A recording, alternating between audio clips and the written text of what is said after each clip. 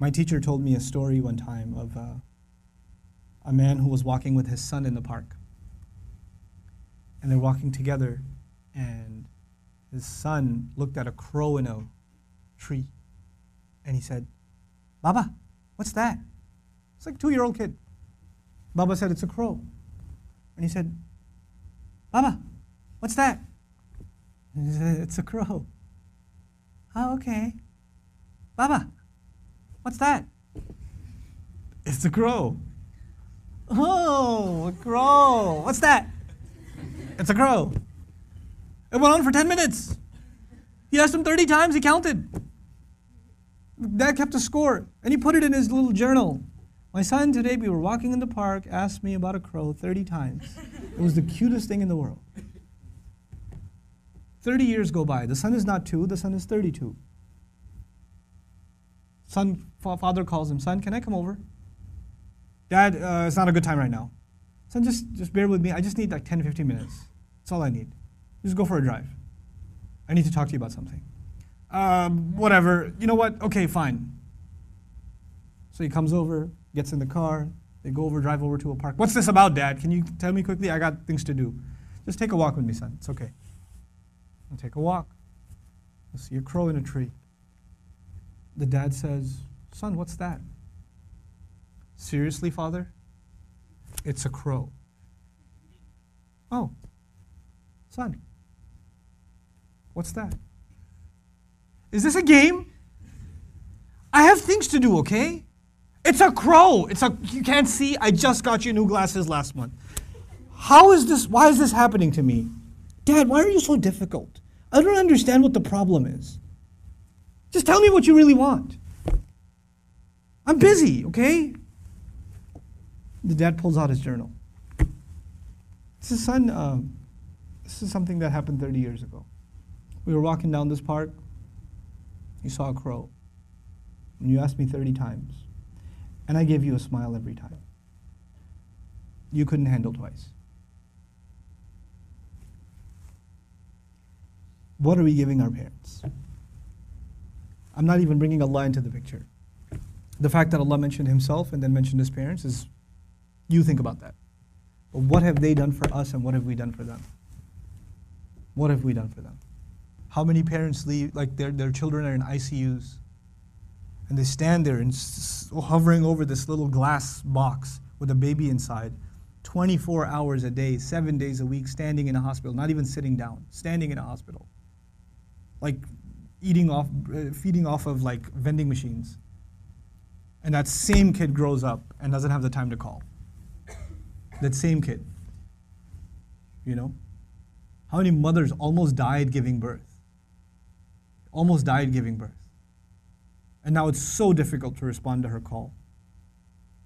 Or to just give her just a couple of minutes a day. Just let her feel a little important. You know how unfair that is, that you were the most important thing to them and they are so insignificant to you? How unfair that is? You know? They carry that pain with them every day, that I am nothing to my children. I mean nothing to them, I'm worthless to them.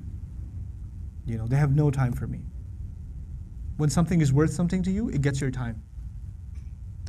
Most of you at this age, you want to just get away from your parents. You just want to be with your friends. You want to be on your own. You just don't want to be with your parents.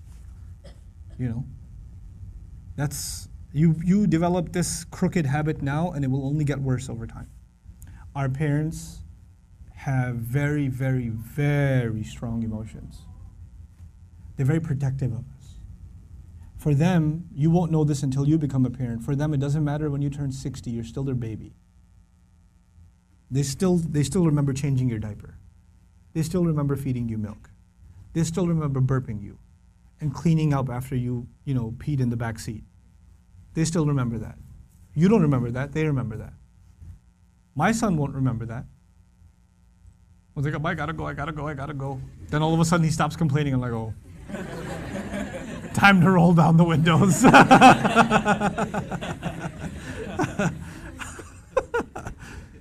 You know. Then he starts talking about what toy are we going to get for Eid. I'm like, oh, okay. This has not been a good day for the car. But when he's graduating college and when one day he's getting married and one day he has his own, he's not going to remember that. But guess who'll never forget? I'll never forget. I'll never forget carrying him into a bathroom, cleaning him up, changing his clothes. Abba, put the Spider-Man pajamas on. He won't remember any of that. I will. I will. And that same kid, when he's talking back to me one day, when he's telling me, Dad, I just don't understand you, okay? I don't have time right now.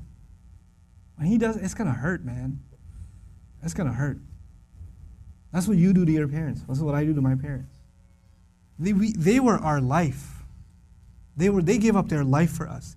Our parents gave up careers for us. Our parents gave up vacations for us. Our parents gave up friends for us. You know that? I know that now. I didn't know that then. They had their entire life planned until you came along. And then you became their plan. You became everything. And you have the nerve. One thing doesn't go your way. You hear one thing you don't want to hear. You snap back at them. It says, we're not even talking about Islam right now. We're just talking about decency, man, just decency. What have they done for you and what you give them back is so unfair. It is so unfair. My dad's so annoying, my mom's so this, they're always mad, they're never happy, they're this, they're that. What are you? What about you?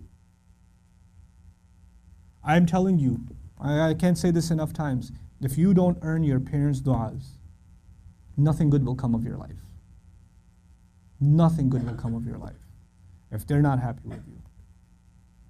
If you haven't done everything you can to make them happy.